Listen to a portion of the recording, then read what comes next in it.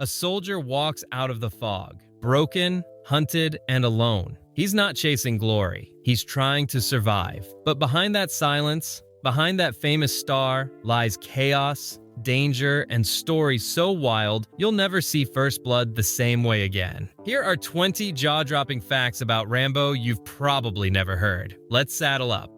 Number 1.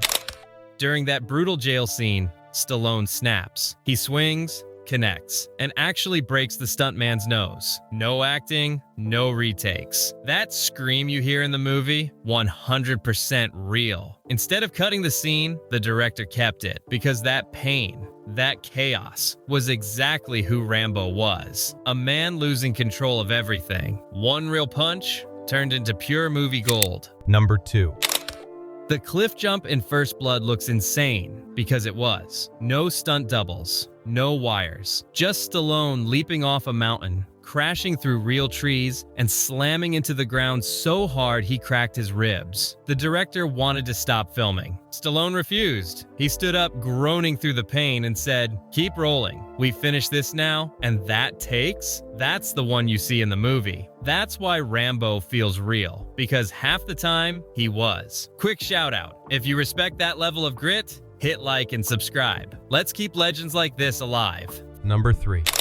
Before Stallone, Hollywood had no idea who Rambo should be. Clint Eastwood, Steve McQueen, even Dustin Hoffman were offered the role. Hoffman turned it down for being too violent. McQueen was too old. Then Stallone came in, and everything changed. He rewrote the character from cold killer to broken hero. He didn't want a villain. He wanted a man fighting ghosts. Without that rewrite, Rambo would have been just another forgotten action flick. With it, he became a legend. Now that you know how close Rambo came to never existing, wait till you hear about the ending they almost used, one that would have killed him for good. Stick around for fact 4. It'll change how you see the entire franchise. 4. Hollywood legends don't walk away easily, but Kirk Douglas did. He was originally cast as Colonel Samuel Trotman, Rambo's former commander, the only man who truly understood him. But Douglas wanted to change the ending. He believed Trotman should kill Rambo, just like in the original David Morrell novel. Stallone and the filmmakers disagree. They saw Rambo's survival as the key to his redemption, a message that war breaks men, but doesn't have to end them. The clash was fierce. Days before cameras rolled, Douglas walked. Enter Richard Crenna, the calm, composed actor who stepped in with almost no preparation. Within days, he turned Trotman into one of cinema's most memorable mentors. His lines, his authority, his weary understanding of Rambo, it all came together perfectly. Sometimes movie magic happens not by design, but by disaster. Number 5. Before it was a movie, First Blood was a dark, violent novel written by David Morrell in 1972. The book's Rambo was colder, angry, a man who didn't survive the story. When Stallone joined the project, he saw something deeper, a broken veteran, not a villain. He rewrote nearly everything, softening Rambo's brutality, adding heart, and changing the ending so the character would live. It wasn't about glorifying war. It was about showing what it takes from those who fought it. That creative gamble transformed First Blood from a grim tragedy into a powerful human story, and launched one of the most iconic characters ever seen on film. Number 6. Imagine this. The screen fades to black, the music slows, and John Rambo is gone by his own hand. That was the original ending of First Blood. In the first cut of the film, after Rambo's breakdown, Colonel Troutman hands him a gun. Rambo raises it, and the screen goes silent. The shot was filmed, edited, even shown to test audiences. The reaction? Utter shock and outrage. Viewers didn't want to see Rambo die. They didn't want tragedy. They wanted hope. The idea that this broken soldier might still find a way to live. Sylvester Stallone felt the same. He fought hard to change the ending, insisting that Rambo's survival wasn't weak, it was redemption. So they reshot the final scene. Rambo surrendering, his hands trembling, his voice cracking with years of pain. That one decision changed cinema history. If Rambo had died in 1982, there would be no sequels, no franchise, no legend. Sometimes survival is the most powerful ending of all. Number 7.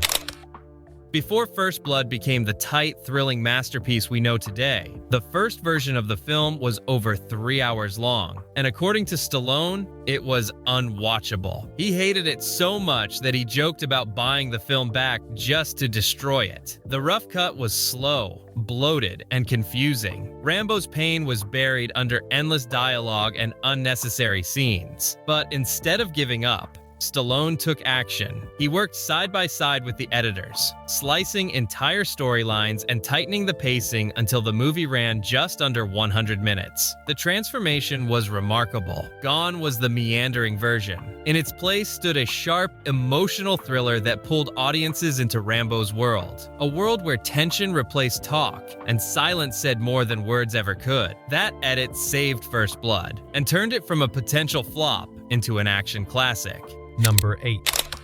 In 1982, China was still largely closed off to Western pop culture. Few American films had ever reached Chinese audiences. But then came First Blood. It became the first major Hollywood movie officially released in the People's Republic of China, marking a cultural turning point. Chinese audiences were stunned. Here was a story about a man abandoned by his country, fighting not for glory, but for dignity. It resonated deeply with themes of survival, struggle, and perseverance, universal emotions that crossed all borders. Sylvester Stallone became an overnight icon across Asia. Posters of Rambo hung in shops and dorm rooms. The image of the lone soldier against impossible odds struck a chord that Hollywood couldn't have predicted. And just like that, First Blood didn't just conquer the box office, it built a bridge between two worlds. Number 9.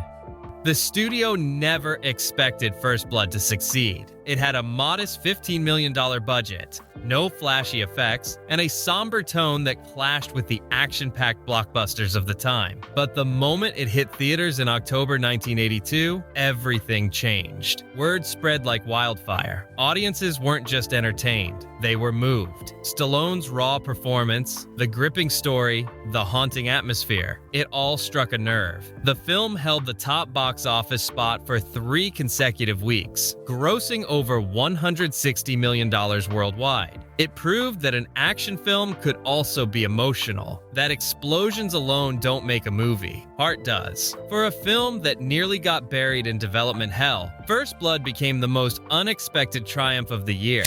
Number 10. When the credits rolled on First Blood, there were no plans for a sequel. It was supposed to be a standalone story, a quiet tragedy about a forgotten soldier. But audiences didn't see tragedy. They saw potential. The demand for more John Rambo was overwhelming. Suddenly, what began as a psychological thriller evolved into one of the most famous action franchises of all time. Over the next 4 decades, Rambo would storm jungles, deserts, and battlefields in 4 more films, each bigger and louder, but always haunted by the pain of that first story. Comics, video games, toys, even a Bollywood remake followed. Rambo became a pop culture phenomenon, a symbol of rebellion and resilience known across the world. And yet, despite all the sequels, it's that first, quiet chapter, the one where Rambo simply tries to survive, that remains the most powerful. Because First Blood wasn't about war, it was about what happens when war comes home. Number 11.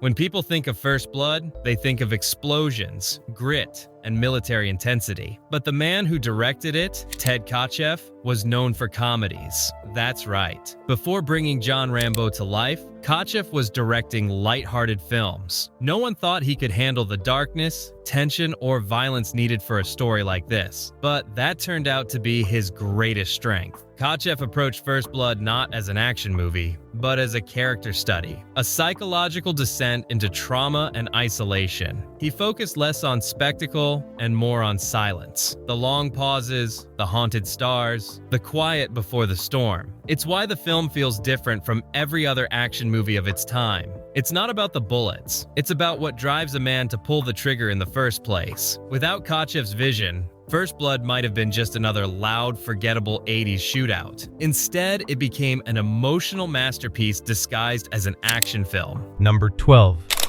When the production began, Stallone didn't just rely on imagination. He spoke directly to real Vietnam War veterans. He wanted authenticity. He wanted truth. Many of these veterans shared haunting stories, not about the war itself, but about what came after. The confusion, the alienation, the feeling of being invisible when they returned home. Those raw conversations shaped how Stallone portrayed Rambo. The quiet moments, the rage that comes out of nowhere, the tears that never fall. It's why so many veterans connected to the film. They didn't see a Hollywood hero, they saw themselves. And that authenticity gave First Blood something few action films ever achieve: empathy. Rambo wasn't a monster, he was a mirror. Number 13. Here's something that sounds like a movie inside the movie. While First Blood was being filmed in British Columbia, Canada, the production used real, high-grade military weapons as props. Rifles, shotguns, even explosives, all locked up safely in storage every night. Until one morning, they weren't. Someone had broken in and stolen over $50,000 worth of firearms. It caused a media frenzy. The local police launched a full investigation, fearing the weapons might end up in the wrong hands. For days, filming was delayed. The cast and crew were nervous, unsure if they'd ever recover the stolen props. Finally, after an intense search, most of the weapons were found dumped in a nearby lake. It was a real-life standoff that mirrored the chaos of the movie itself. Ironically, the heist only added to the legend, because by then, First Blood was already starting to feel more real than fiction. Number 14. Here's something many fans miss. In First Blood, Rambo doesn't actually kill anyone directly. Think about that. Despite the explosions, the violence, the mayhem, his actions are mostly defensive. He insults, he disables, but he doesn't kill out of hatred. This was deliberate. Sylvester Stallone wanted Rambo to remain sympathetic, a man pushed beyond his limits, not a murderer. He fought the studio to keep that restraint, arguing that one kill would turn Rambo from victim to villain. And that decision made the film infinitely more powerful. You see, Rambo isn't fighting a war in the woods. He's fighting the war inside himself. Every trap he sets, every shot he fires, it's survival, not vengeance. That invisible line between self-defense and destruction is what makes First Blood timeless. Number 15.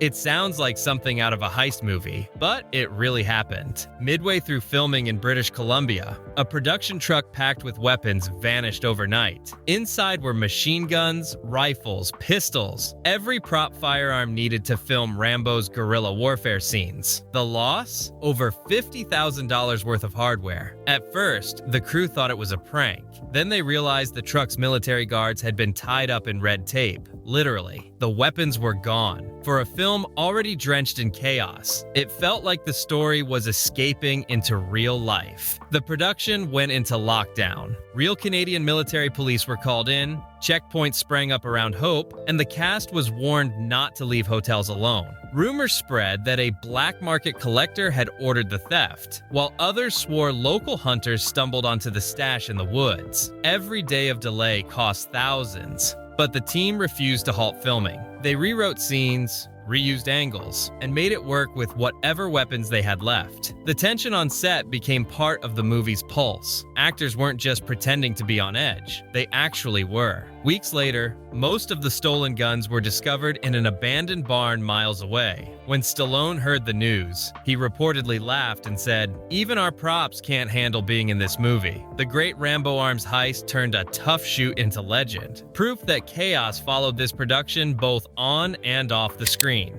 Number 16. Nature doesn't care about film schedules, and First Blood learned that the hard way. The cast and crew arrived in Hope, British Columbia, expecting damp forests and gray skies. What they got was a monster snowstorm that buried the town under several feet of powder overnight. Generators froze. Vehicles were stuck. Even the cameras began to ice over. For days, shooting stopped completely. The crew huddled in tiny motels, waiting for roads to reopen. But here's where it gets interesting. When the weather finally cleared, director Ted Kotcheff looked around and realized something. The snow had transformed the landscape into a bleak, white wasteland. Exactly what Rambo's story needed. So instead of rescheduling, they rewrote. Scenes originally meant for autumn forests were reblocked in the snow. Rambo trudging through frozen mud, his breath clouding in the air, became visual poetry, a man swallowed by a world gone cold. Locals watched from their windows as helicopters hovered over the icy cliffs, the sound echoing for miles. Many thought a real manhunt was underway. Stallone later said that filming those snow sequences was some of the hardest work of his life. It was -20. I couldn't feel my fingers, but Rambo wouldn't quit, so neither could I. That storm almost shut the film down, but instead it gave First Blood its haunting, frostbitten look, a tone that no studio lighting could ever fake. Sometimes disaster becomes destiny. Number 17.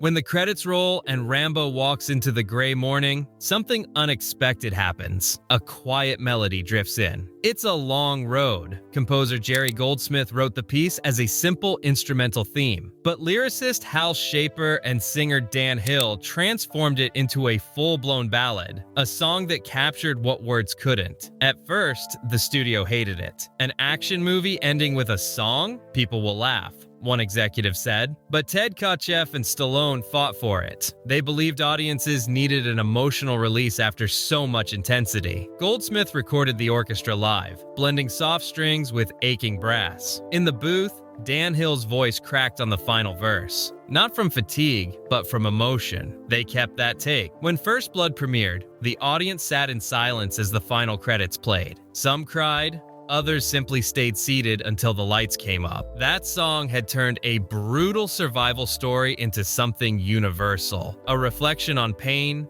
endurance, and hope. Over the years, It's a Long Road became more than a movie theme. Veterans adopted it at reunions. Orchestras performed it in tribute concerts. Even modern trailers still echo its melody whenever Rambo appears. And maybe that's why the franchise never truly ended. Because behind every explosion and firefight, there's still that soft voice whispering through the smoke. It's a long road when you're all on your own. Number 18.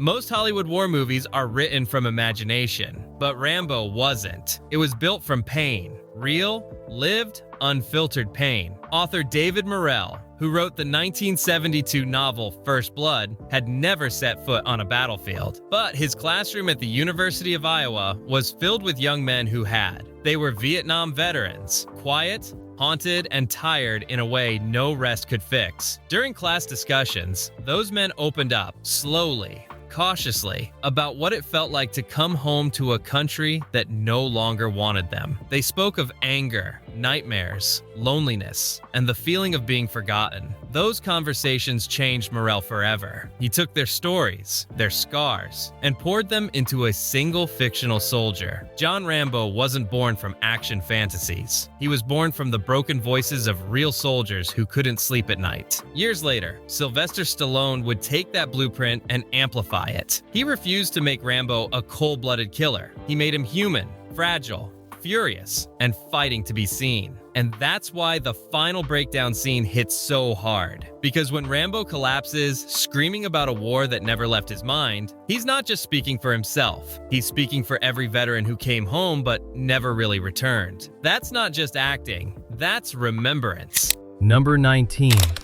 Some heroes are remembered for their courage. Rambo for his knife. That massive, gleaming blade wasn't just a movie prop. It was designed by real-life master bladesmith Jimmy Lyle, known across Arkansas as the knife maker to the stars. The production team came to him with a challenge. Build a knife that looks dangerous, but also feels like a survival tool. Something a man could live with in the wild, and Lyle delivered. He crafted a 14-inch combat survival hybrid with a sawback spine, hollow handle, compass, needle and thread, and even fishing hooks inside. Everything a soldier might need when left for dead. It wasn't just a weapon, it was a symbol of control, survival, and the thin line between man and machine. When the movie dropped, fans went wild. Collectors called Jimmy Lyle's workshop non-stop. Knife makers all over the world tried to copy the design, but none captured that perfect mix of brutality and beauty. Decades later, the Rambo knife still defines the action hero archetype. From video games to survival shows, every oversized blade with a serrated back owes its DNA to that one design. And here's the craziest part. Sylvester Stallone kept one of the originals in his home. He once said in an interview, "That knife wasn't a prop. It was a character." It's right. Because when Rambo pulls that knife, it's not a weapon. It's his past, his pain, and his promise to never stop fighting. Number 20.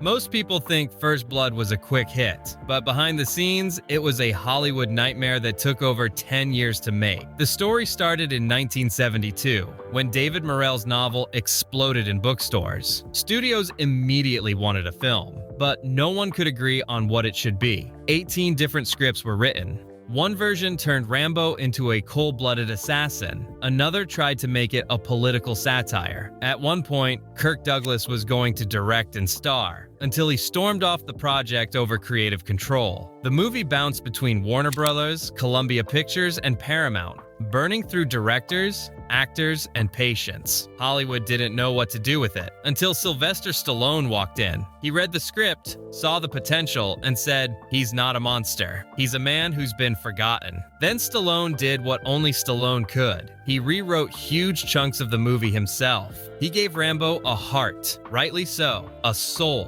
When First Blood finally hit theaters in 1982, it wasn't just a comeback story for the character. It was one for everyone who ever got knocked down. 10 years, 18 drafts, countless fights. But in the end, Rambo didn't just survive. He conquered. Bonus.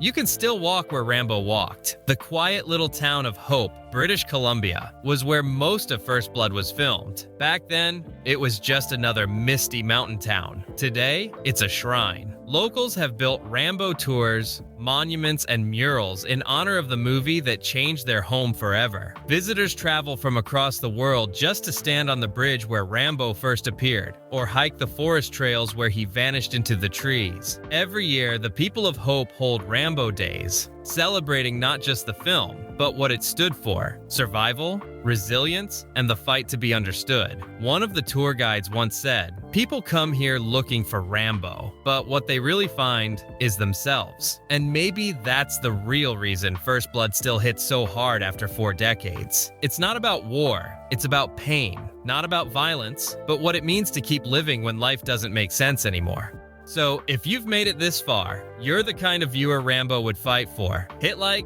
tap subscribe, and tell me in the comments, what would you have done if you were in Rambo's boots? Because out there, in the cold, in the chaos, sometimes survival is the greatest victory of all.